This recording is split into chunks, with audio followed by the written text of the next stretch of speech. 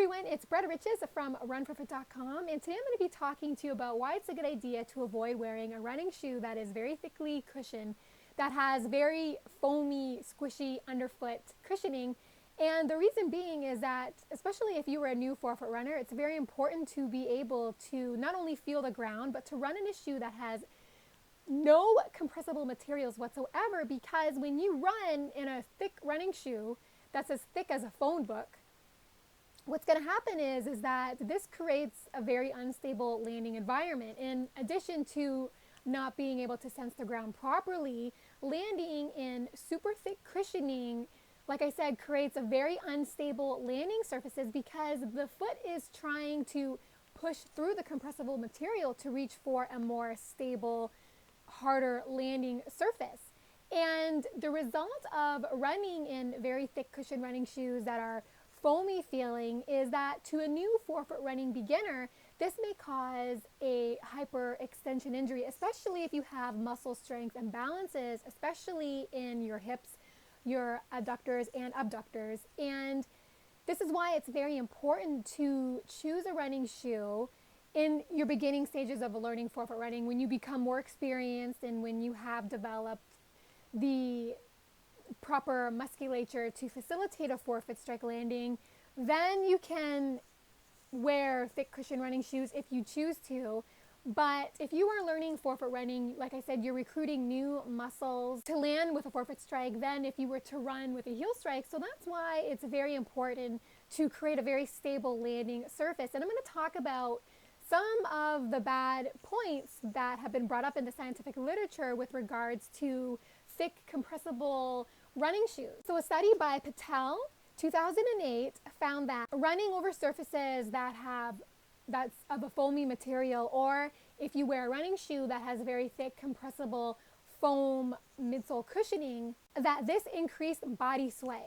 The researchers found that when you run on harder surfaces, balance was less interrupted. So basically what the researchers found is that if you run on a harder running surface, or if you run in a very thin running shoe, that you are more likely to make less balance errors versus if you were to run in a very thickly cushioned running shoe, or if you were to run on a very thickly cushioned matted surface. Now, it's very customary for recreational runners to wear very thick cushion running shoes, but that could be the reason why injury rates are astronomically high in runners, despite advancements in running shoe technology. However, a more successful version of protection when it comes to running is wearing less on your feet, as this creates a more stable landing surface, so you are less likely to suffer a hyperextension injury. And another very common hyperextension injury is an Achilles tendon injury. So again, if you have pain on either sides of your Achilles tendon, if your Achilles tendon feels very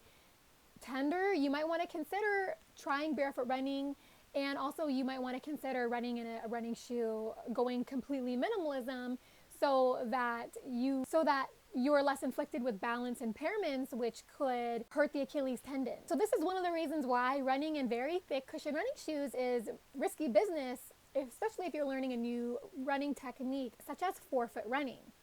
Remember, when you're learning forefoot running, you essentially want to have as much sensory input available as possible so that you have better balance control. And of course, we all know that to achieve the highest level of sensory input is by running barefoot. And I would strongly suggest that you do a lot of your training runs barefoot, even if it's just running barefoot 5 to 10 minutes a day.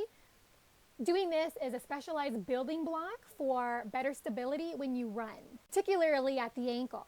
Now, there was another study, which I'll link below, by Meyer 2004, and they found that foam materials under the foot decrease proprioception, which is your ability to sense position. It's positional information that your brain receives from the peripheral nerves in your joints. And in this case, we're talking about the proprioception in the foot. When proprioception is blocked or significantly reduced, and the ankles have to work a little bit harder because there was minimal ground feel within the foot, this caused balance to be a little bit impaired. So this is why the ankles increased in torque. In order to compensate for the loss of balance in a sense, that occurred at the foot because of the blocked proprioception due to the thickly cushioned running shoes. So as I always say, the best way to get results is to avoid running in shoes that cause sensory information to be unreliable or very difficult to be interpreted by the brain, and that the best balance control must come from running on surfaces that does not challenge the proprioceptive system. So what you want to do is you want to run on a running surface that makes sensory input fully available, and the best way to do that is to completely avoid wearing running shoes with thick insoles or inserts. You want to try, like I said, running barefoot or converting to minimalist running, especially in your beginning stages of learning forefoot running,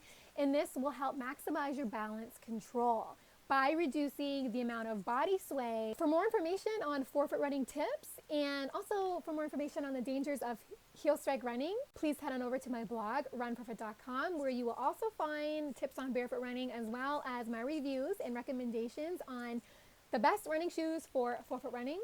And have fun out there on the roads, and don't forget to subscribe to my YouTube channel to stay updated on what the research is saying about biomechanics of running. Bye for now.